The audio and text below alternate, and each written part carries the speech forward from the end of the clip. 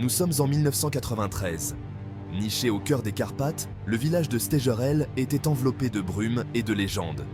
La vie y était simple, un tissage de traditions ancestrales et de rythmes naturels. Les villageois étaient proches, liés par des générations d'histoires partagées et l'isolement de leur foyer montagnard. Mais une ombre s'infiltrait dans Stegerel, un silence qui murmurait au gré du vent. Cela commença avec les enfants. Les montagnes entourant Stegerel étaient bien plus que de la roche et des forêts. Elles étaient les gardiennes de contes anciens. Des murmures de créatures étranges et de rituels oubliés persistèrent dans le folklore. Pourtant, la vie continuait, les villageois s'accrochant à leur routine, tandis que les jours raccourcissaient, les ombres s'allongeaient. Personne n'aurait pu prédire l'horreur qui les attendait. Personne n'aurait pu prévoir le mal qui était sur le point de se déchaîner.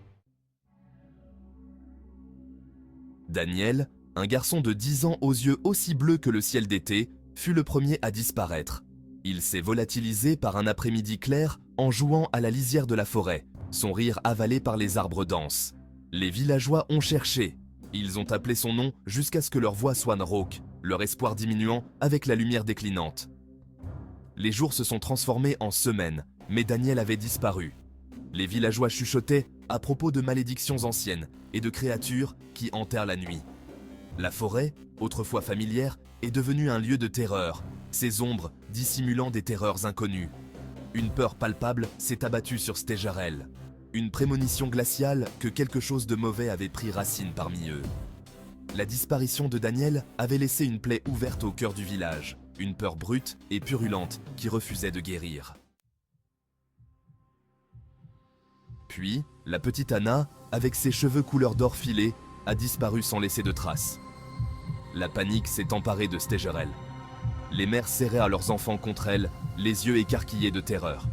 Les murmures se sont transformés en cris désespérés, en quête de réponse.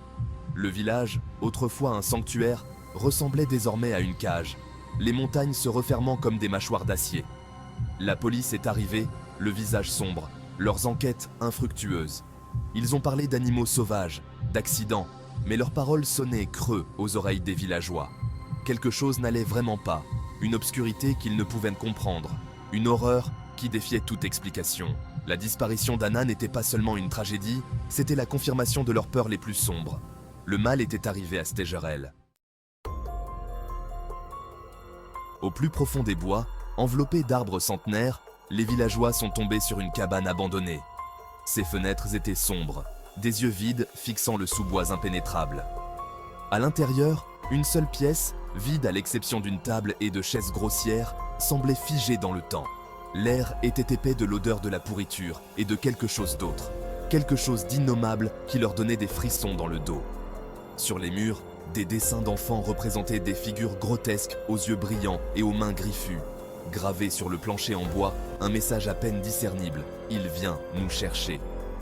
Les dessins, le message, l'air même de la cabane, tout murmurait un mal qui les glaçait jusqu'aux os.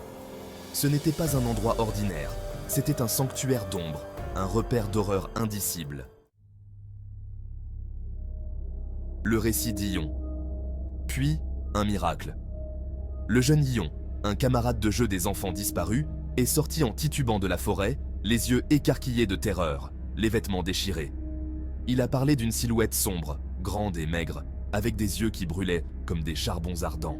Il a raconté avoir été emmené dans une grotte, son entrée cachée au plus profond des entrailles de la montagne. Ses paroles, fragmentées et confuses, dépeignaient une image d'horreur inimaginable. Il a parlé de rituels, de chants, d'une obscurité si profonde qu'elle menaçait de consumer son âme même. Son histoire, une tapisserie terrifiante de cauchemars et d'ombres, a envoyé une nouvelle vague de terreur à travers le village. Était-ce la réponse qu'il cherchait, ou Ion n'était-il qu'une victime de la même terreur qui avait emporté ses amis?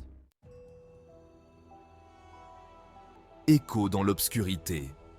Suivant les indications fragmentaires d'Ion, les villageois ont découvert un réseau de tunnels anciens serpentant sous les montagnes. L'air à l'intérieur était lourd, épais de l'odeur de la terre humide et de quelque chose d'ancien, de nauséabond. Les murs étaient ornés de symboles étranges, leur signification perdue dans le temps, leur présence rayonnant une aura maléfique indicible. Plus ils s'aventuraient profondément, plus il faisait froid, comme si la montagne elle-même exhalait un souffle de mort. Ils ont découvert des vestiges de rituels passés, des ossements éparpillés sur un autel improvisé, des murmures d'un mal ancien qui s'accrochait à la pierre même. Murmures du passé. Les villageois chuchotaient à propos d'un ancien culte qui vénérait un dieu des ténèbres, un être d'ombre et de flamme.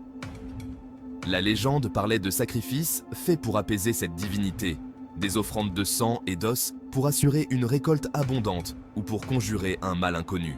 Était-il possible que ce mal ancien se soit réveillé, sa faim ravivée après des siècles de sommeil? D'autres chuchotaient quelque chose de bien plus humain, une obscurité qui résidait non pas dans le surnaturel, mais dans le cœur des hommes. Un individu dérangé, profitant de l'isolement du village et des légendes anciennes, pouvait-il être responsable des disparitions? Était-ce un cauchemar, né non pas du mythe, mais de la cruauté et de la folie humaine? Question sans réponse. Les enfants n'ont jamais été retrouvés. Les tunnels n'ont fourni aucun autre indice, seulement un silence résonnant et la présence glaciale d'un mal ancien. Stejarel, autrefois un lieu de joie simple et de vie tranquille, était à jamais marqué. Les montagnes, autrefois une présence réconfortante, se dressaient désormais, gardiennes silencieuses d'un terrible secret. La vérité sur ce qui s'est passé dans ce village de montagne isolé reste entourée d'ombres et de spéculations. Était-ce l'œuvre d'un mal ancien, sorti de son sommeil? Ou était-ce quelque chose de bien plus humain, une obscurité qui se cachait dans le cœur des hommes? Les villageois de Stejarel se sont retrouvés avec plus de questions que de réponses, hantés par les murmures du passé et la connaissance effrayante que parfois, les plus grandes horreurs sont celles que nous ne pouvons expliquer.